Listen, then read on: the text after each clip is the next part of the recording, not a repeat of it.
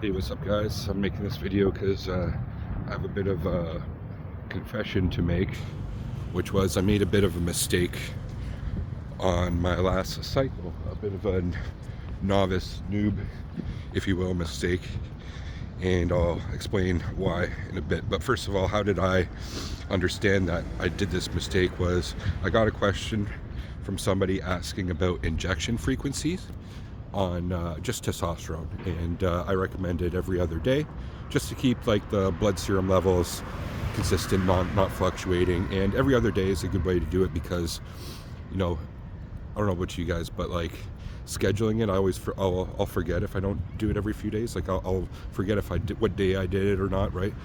A lot of time I don't even know what day of the week it is. Sometimes I'm not paying attention, so it's like every other day, that way I can remember and keep it consistent. Anyway, that's what I recommend for, and that's what I did do in my last cycle with testosterone, masteron, propionate, and NPP. But here's the thing, I went to a cycle tracking website where you can plot what compounds you're taking, right? And you can see like the half-lives, it's all plotted on a graph, so you can see like the fluctuations. Like if you do spread your, say, testosterone injections too far apart, like every 2 weeks it's going to go up and down, up and down. And there's some that are shorter esters and some that are longer esters, right? So based on that, you got to modify your frequency of injections. So I did my testosterone and my NPP, and those were smooth because testosterone cypionate is about 4 or 5 days, 5 days I think, and NPP's 2 days. Masteron I thought was 2 days. Turns out it's 0.8 of 1 day, which means when I plot on the graph, it was going from like 20 deciliters, whatever it is, per microgram. What's that exact measurement? It's not coming. It's microgram per deciliter. That's it. To like 200 to 20 to 200 every other day.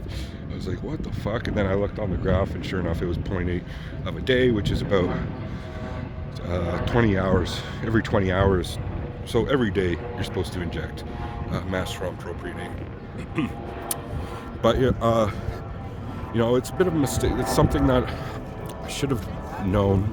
For whatever reason, I just thought those propionate esters were 2 days.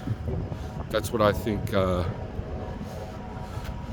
believe testosterone propionate might be every day you need to do that too, but at least every 2 days. 2 days is the max, I think. So I think I got away with it still. First of all, the reason why it wasn't the most detrimental is because my level of testosterone and NPP I was taking was definitely not making me have danger level estrogenic effects like gynecomastia, things like that. If I was taking higher, say like 800 tests and doing the exact same injection frequency, then potentially the type of rebound effect and the potentially estrogen spikes could have been not great. So it's a lesson learned. But nonetheless, I think the cycle worked still beautifully for me.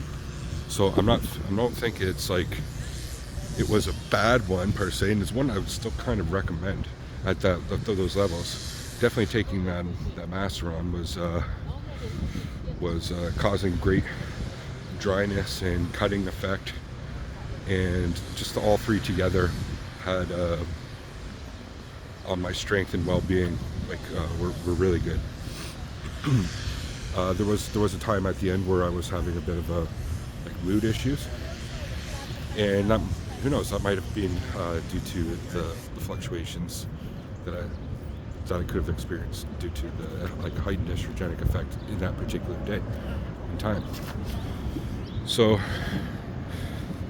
that's just reflecting on that. First of all, anybody have any input on my mistake or advice down the road for that?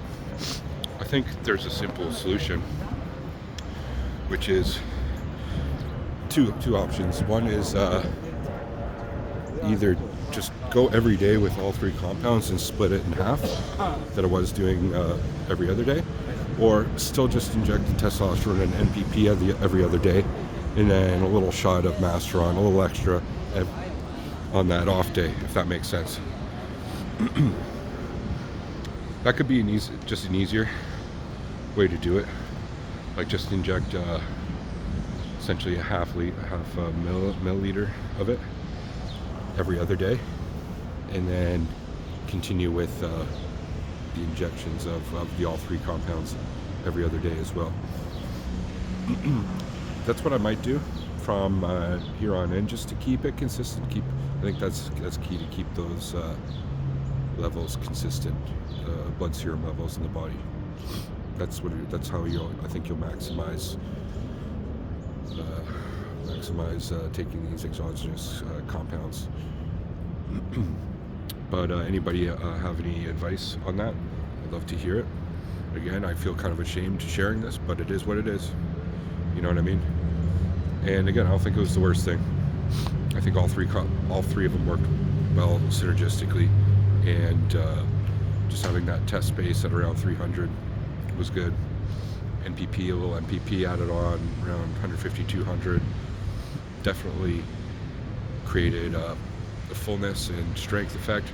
Nothing too crazy. It's not like I blasted so hard and it's like on a bodybuilding cycle and things. That's not what it's about. This is about a safe dose, but as well effective dose, and experimenting for my next blast, which will be around the fall, I believe, where I want to go from there. I might take it up a notch then, but then now I'll know to keep that to probably inject every day if I do decide to do that.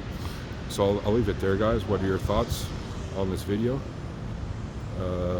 Leave in the comments section below. Okay, have a great day, guys. Peace.